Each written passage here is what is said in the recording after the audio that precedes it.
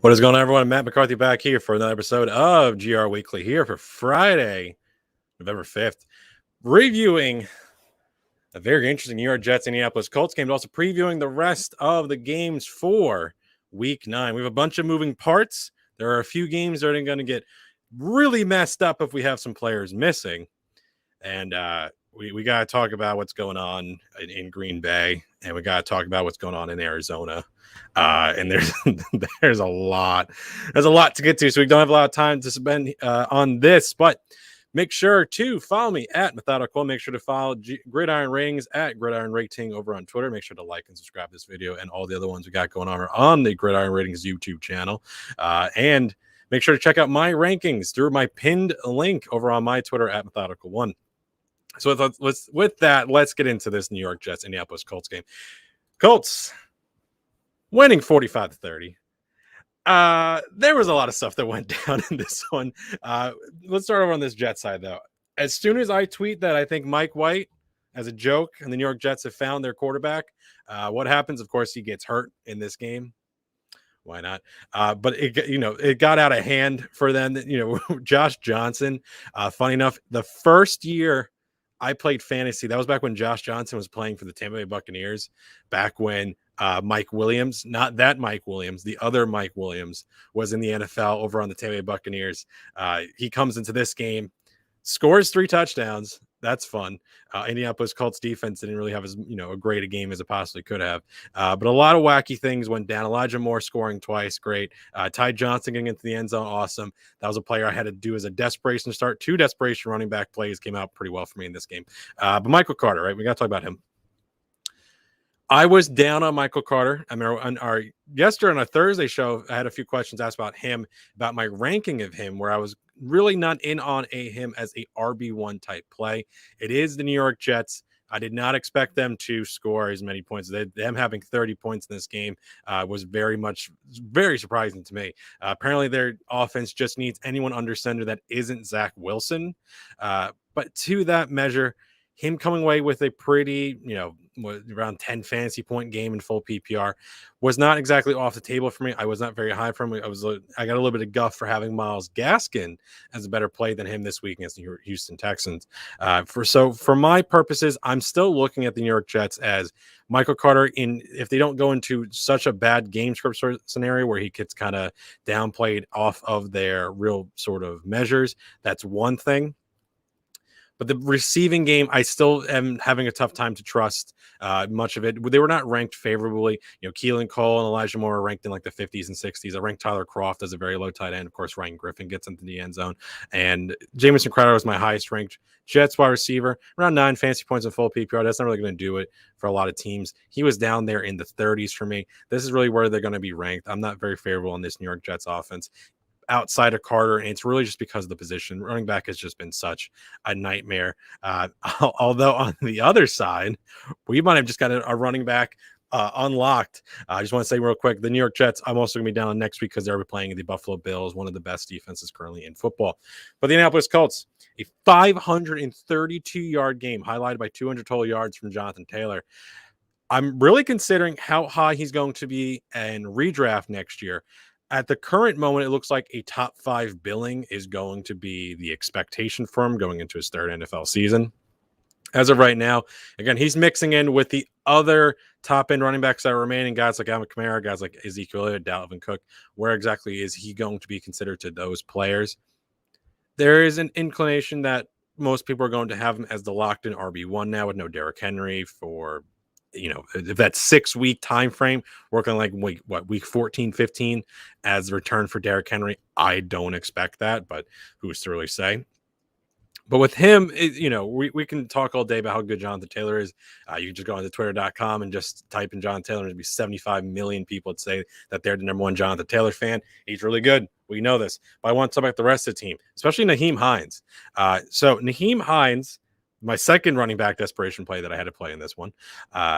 If he is now going to be a player we can utilize, the most sort of work he has seen since week 1, does it coincide with Marlon Mack? Marlon Mack was not active for this game.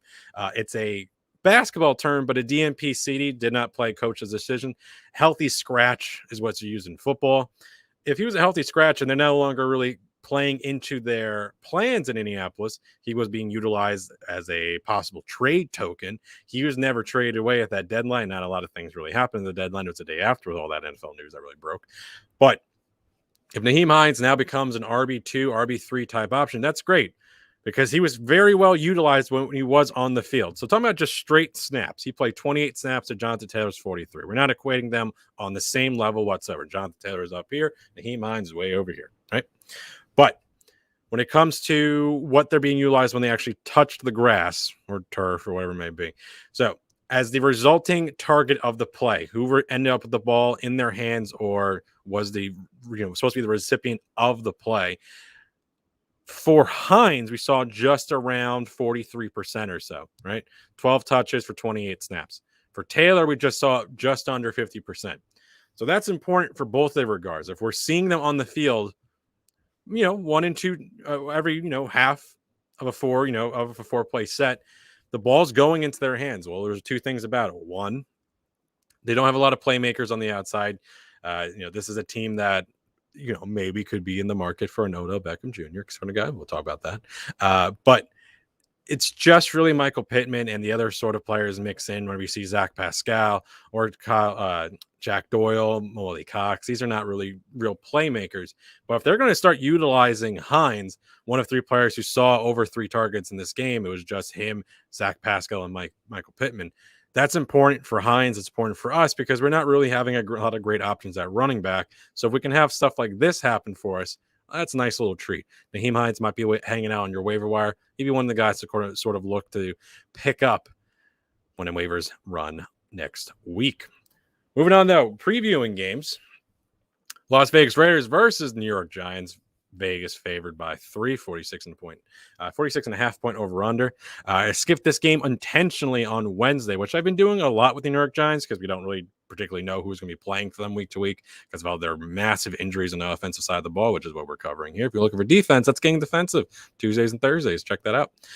But for Las Vegas, starting this side, we're going to just say real quick, Henry Ruggs has been released from the team. Then we're moving on.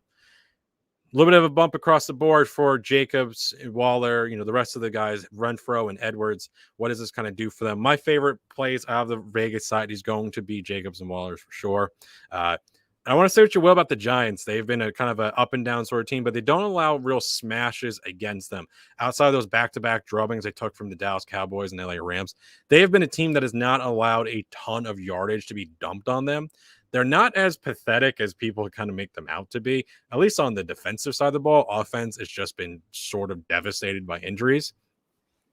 But we have not really seen, multiple weeks of big scores, big fantasy days. I do like those 2 players. Henry Renfro would be my favorite of the receiving options. He's going to be my top 36, but Waller top 3, Josh Jacobs around running back 15 to 20, kind of how you feel about those sort of guys. But we haven't really seen the boom week from Josh Jacobs, right? Mostly due to his poor rushing numbers, which, to this point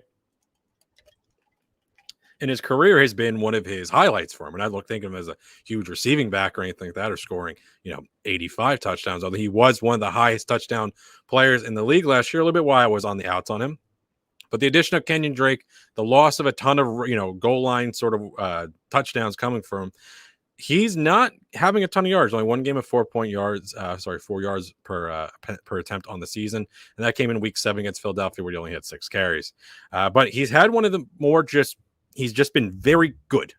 Not great, not bad, just good. 17 fantasy points, 10.7, 16.7, 15.2, and 15.8. You're never getting hurt by Josh Jacobs, but you're never in total love with it. He's been exactly just a very good running back. I think this is a good matchup for him here. These rankings again are going to make sure to check them, on Sunday through fantasypros.com to make sure that you're getting my up-to-date rankings. I always update on 11:30 on Sunday. Make sure I get the best rankings we could possibly have for you guys. New York to the New York Giants. Looks like we're going to be without Saquon Barkley. Was a false positive on that COVID test, but he looks to still be out with the knee issue or ankle issue, if that matter. We'll be back in week 11, it looks like, because week 10 is going to be the bye for the New York Giants, which will be good for them because they really need the week off to get healthy. But it does come back against a very tough Tampa Bay Buccaneers defense. Otherwise, it seems like Kenny Galladay is practicing. I do not know if he's going to play. I'm currently not expecting him to play. Sterling Shepard has been ruled out for sure, and he's expected to miss some substantial time.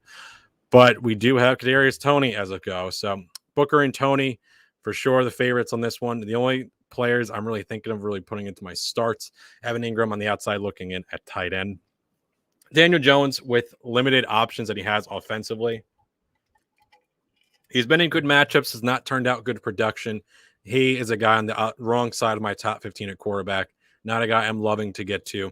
Looking at quarterbacks who I would start over him if they're out on your waiver wire. Tua Tagovailoa, very good matchup this week. Derek Carr on the other side of this game. Kirk Cousins, Tyrod Taylor, if you're still looking for options at quarterback.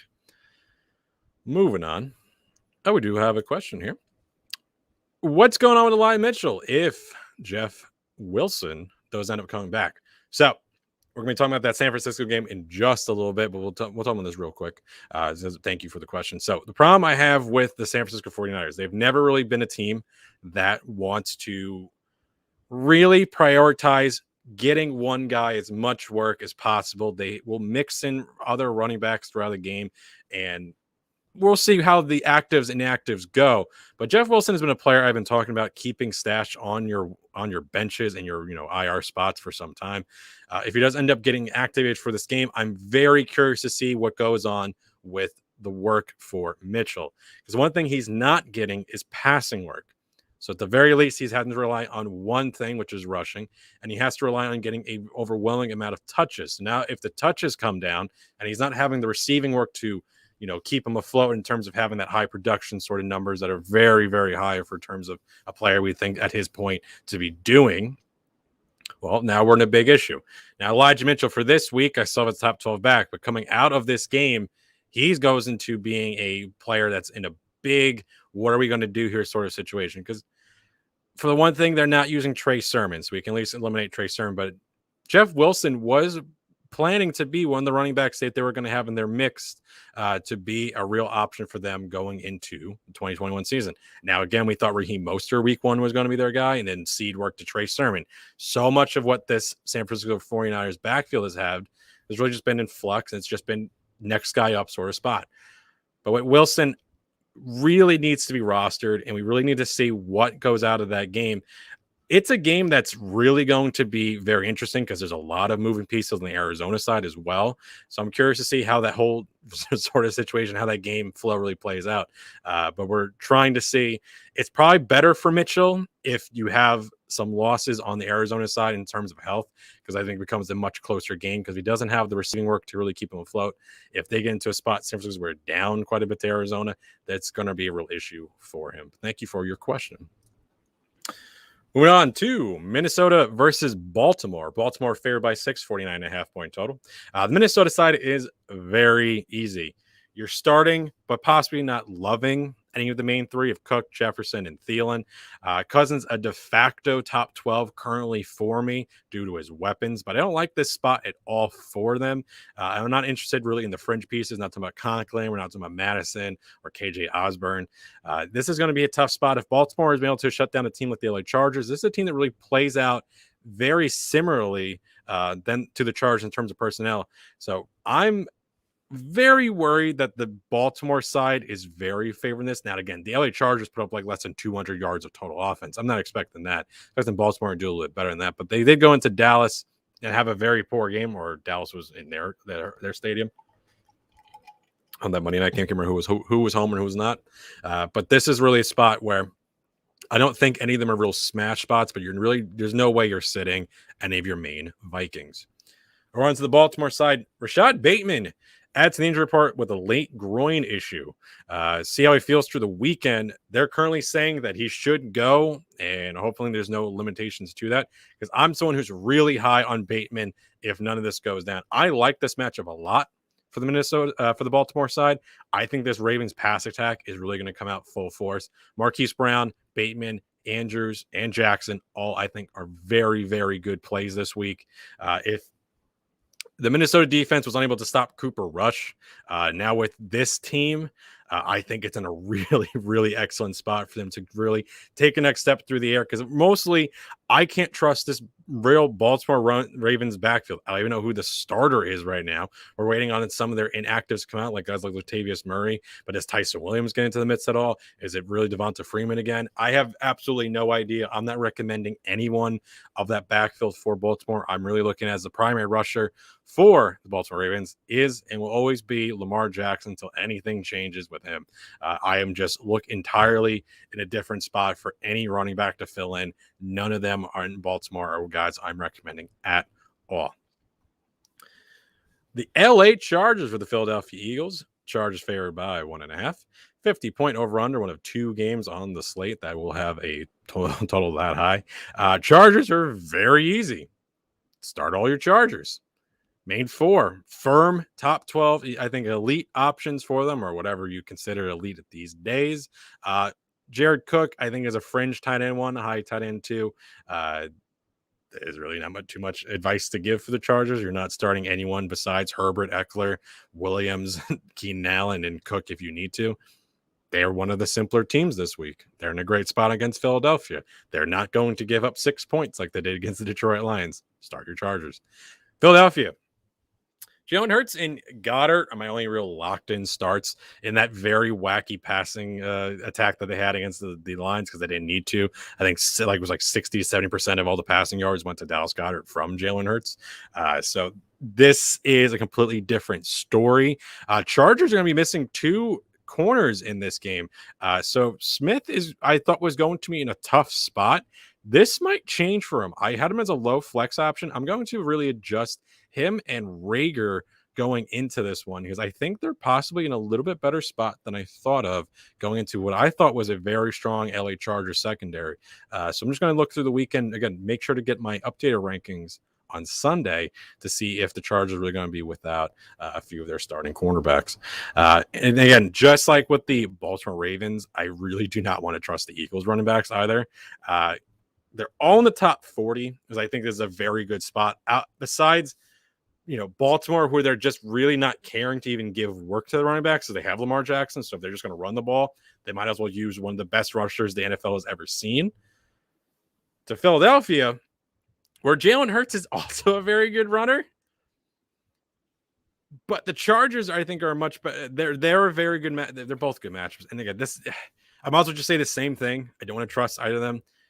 Boston Scott, though, was given a good amount of work. Then again, it was the Detroit Lions. This can go any which way. Kenny Gainwell could be the guy who comes really out of this. I don't want to recommend Eagles. I don't want to recommend Ravens running backs and really just keep it at that. The best rushers on those teams are the quarterbacks. Really said and done. Green Bay versus Kansas City. Now, Green Bay and Kansas City are really 2 teams for the entire season. I've been saying it's just pretty easy to start. Green Bay, you've been starting Rodgers, Jones, and Adams. And Kansas City, you've been starting Mahomes, Hill, Kelsey, and whichever running back is really out there. All right, but Aaron Rodgers, I'm not really going to get too much into all of that, whatever that was and is and will be. But Jordan Love will start. Jones and Adams are the only must starts from Green Bay. I also still have to actually adjust their rankings because I'd like to think that they just get peppered with work. It's an extremely poor Kansas City defense. I can't be comfortable with Love under center. I'm not recommending anyone else besides really just their main 2. This is going to be a wacky game. Now, can Jordan Love go out and produce with elite weapons that he has? Of course. But this is not a spot where I'm very comfortable. I'm not a big fan of Jordan Love's talent. So I guess that's another reason why I'm kind of down on it. But this game can get very wacky very quick. On the Kansas City side, you're starting your usual crew, and that's it of the main 4. I think maybe Darrell Williams gets a little bit of an uptick because I don't know how competitive Green Bay is going to be on the other side. This one's going to be weird. And really, that's all I want to say because I'm not going to get too into whatever that all is going on with Rodgers. Arizona versus San Francisco. This spot we have to take a little bit of time. Arizona is currently favored by 1, and it currently has a 46-point over-under. Now, we really need to wait and see on the Arizona side, though, because Kyler Murray and DeAndre Hopkins have not practiced all week. And AJ Green seems to be out for Sunday on the COVID list. But If Murray and Hopkins miss, this game gets really weird really quick. But they've currently not been rolled out to 7:40 on Friday night. Now, this can change completely through Saturday and completely through Sunday. So make sure you have other options in place if you are rostering either of those two players, because they are elite options. We know this. But as of right now, with no Green, I do have Kirk and Moore as solid flex options. Hopkins is flirting with the top 12. He's not really been a top 12 guy, but this is, I think, a spot where he can produce well. Edmonds and Connor, I think, also get changed around if anything happens with Murray. This game kind of starts going to be a dud. If anything really good, if Murray doesn't end up being in here. Unfortunately, we just don't have enough information. At least with Green Bay, you're only starting to two players.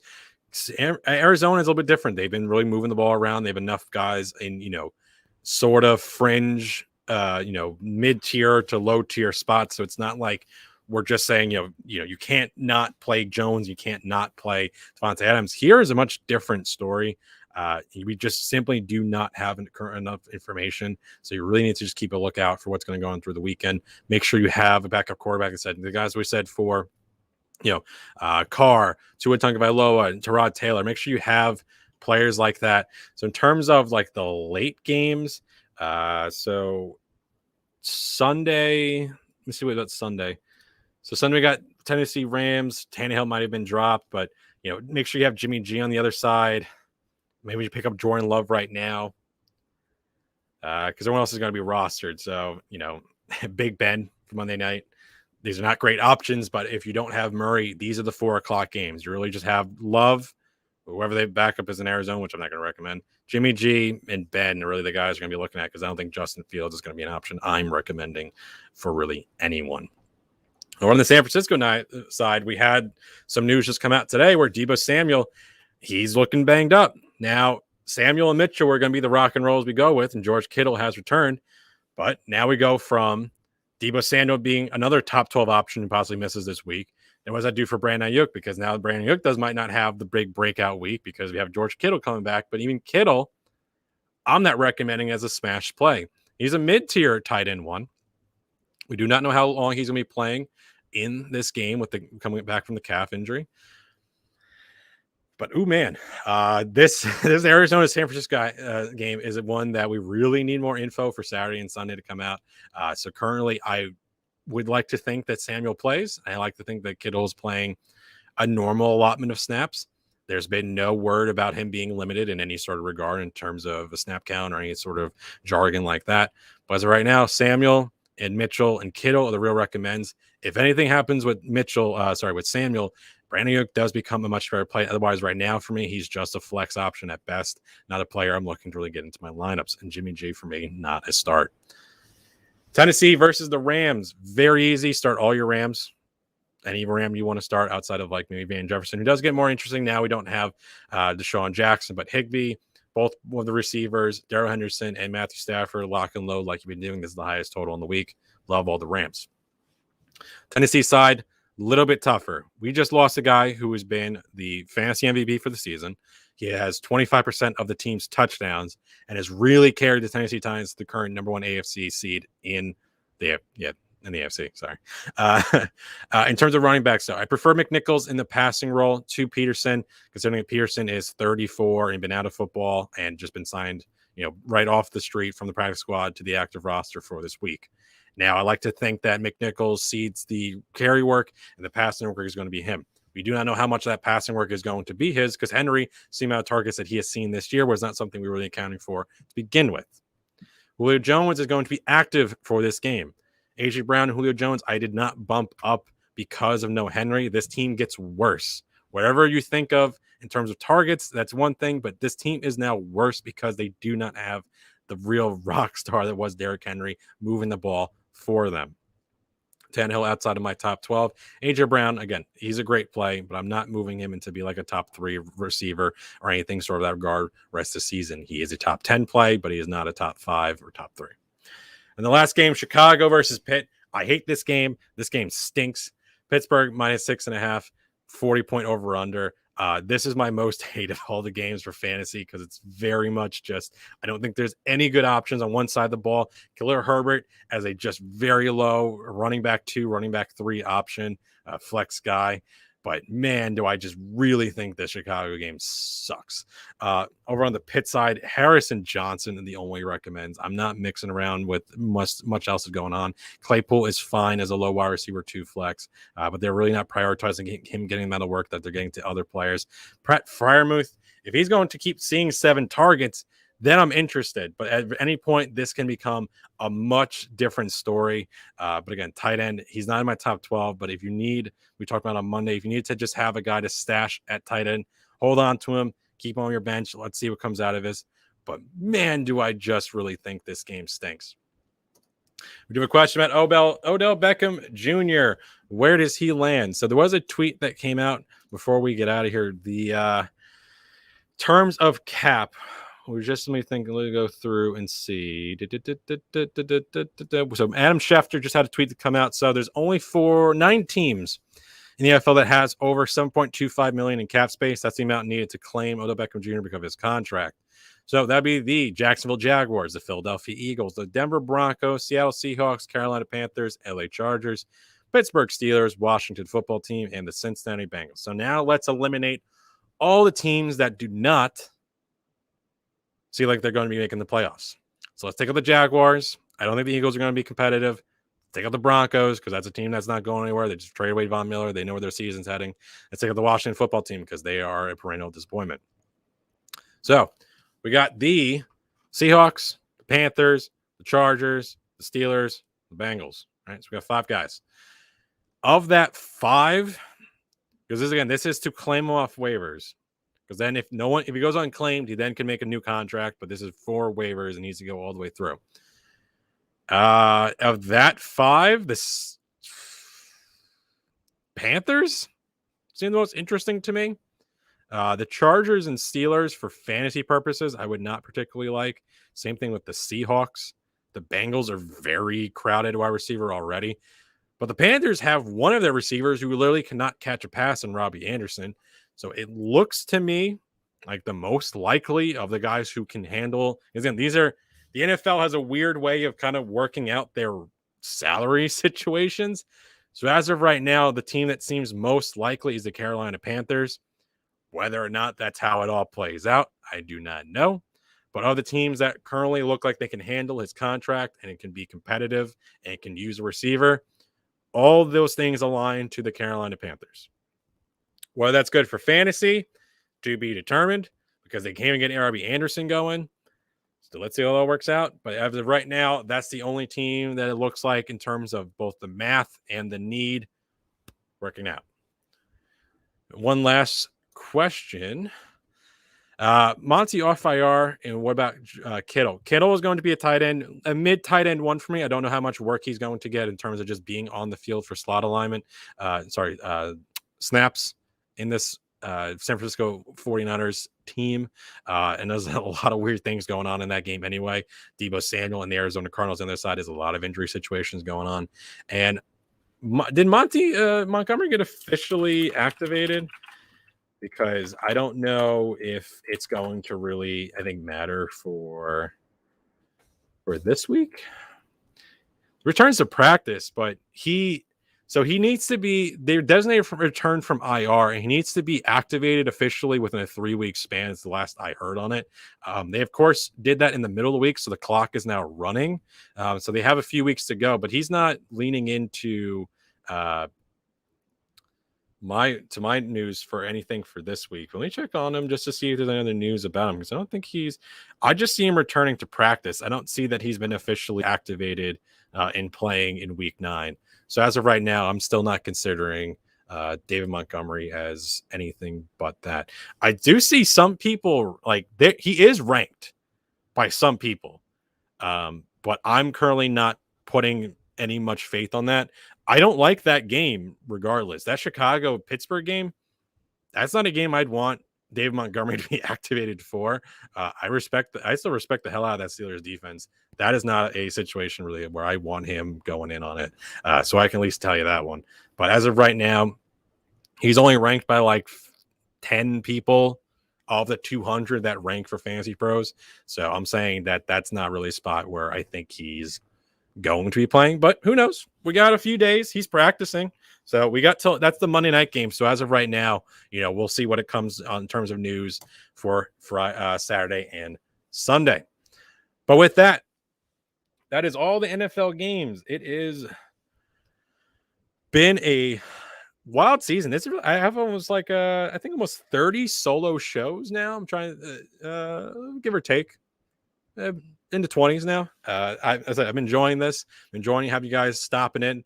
Probably one day free. I do not drink. I have drank maybe like 2 times in the last 2 years. I think.